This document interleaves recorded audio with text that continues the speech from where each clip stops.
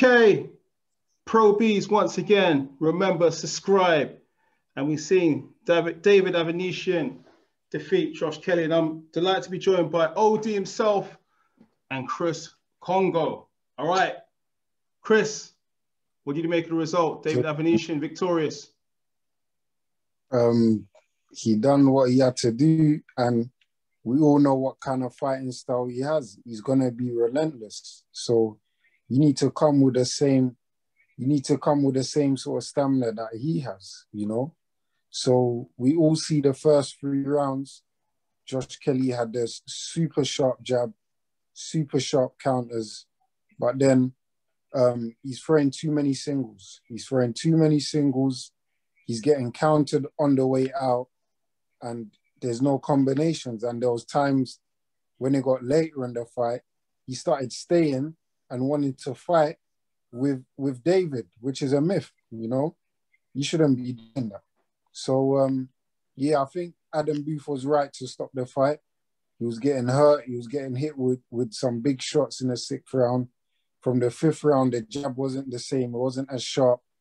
And like I said, he's getting countered on the way out, not with just one punch, but with 2, 3s, and 4s to the head and to the body. Wow. OD, I mean, I know you were watching closely as well.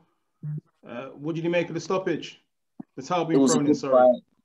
It was a good fight. From round 1, round 2, Kelly was looking so sharp, like razor sharp. But I feel like once he got cut, it was just on his mind, and that's what made him slow down. Then he kind of rushed his work. He weren't really as sharp anymore after he got cut. And then David just fought a good, rough and tough fight, dirty fight. And he caught Kelly with some good shots.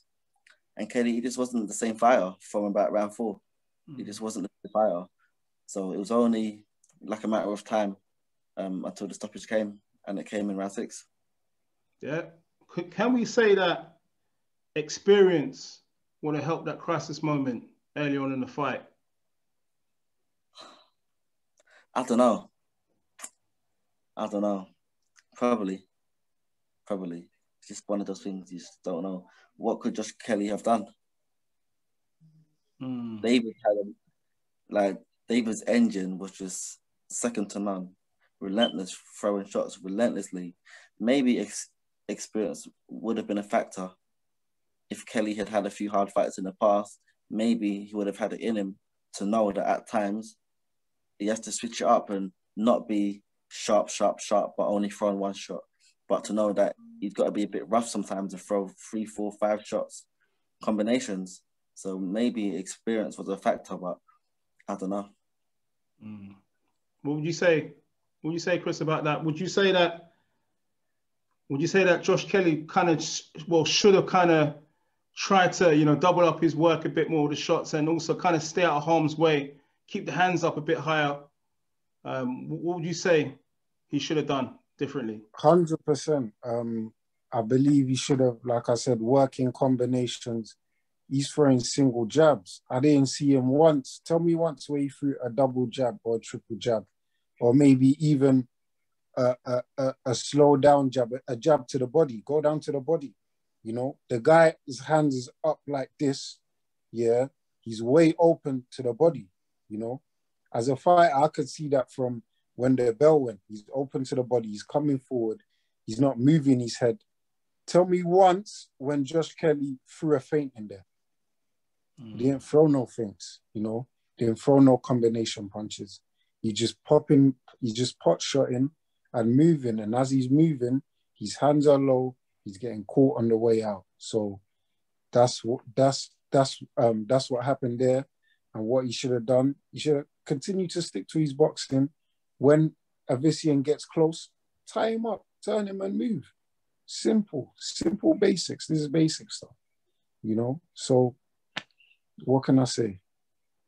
Guys, just to kind of conclude, what now for Josh Kelly? I think obviously, look, he's still a young man, still early on in his career. Just the one defeat, surely he can come back, you know, a lot stronger. Yeah, anyone can come back after any loss, but the thing is, after you get stopped, it takes a few years of your boxing career. Josh Warrington fought last weekend, and that stoppage took many years of his boxing career. Kelly's stoppage wasn't that bad, but I feel like we can't just say, oh, he's young, he'll be back. Like, no. After you get stopped, it puts a few miles on the clock. It puts a few miles on the clock. And after getting stopped, coming back is really hard. Like, after I fought Taylor, I fought Tom Farrell in my next fight. And then coming into that fight, the nerves, it can either make you or it breaks you. And some fighters, after getting stopped, they just ain't the same fighter in the next fight. And then eventually they phase out. So we're not sure if he can come back from that loss. And if he does, is he going to be the same fighter? But what's next for him? I don't know. Probably fight Florian Markey or someone. Chris, just a few last words from you. I don't know what's next for Josh Kelly now. His team need to come back and go back to the drawing board.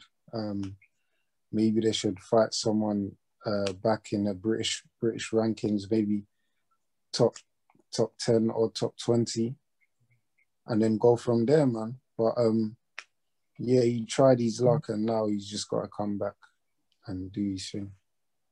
All right, gentlemen. Thanks for your time, man. Much appreciated, man. OD Chris Kongo, Pep Talk. Subscribe. Thank you.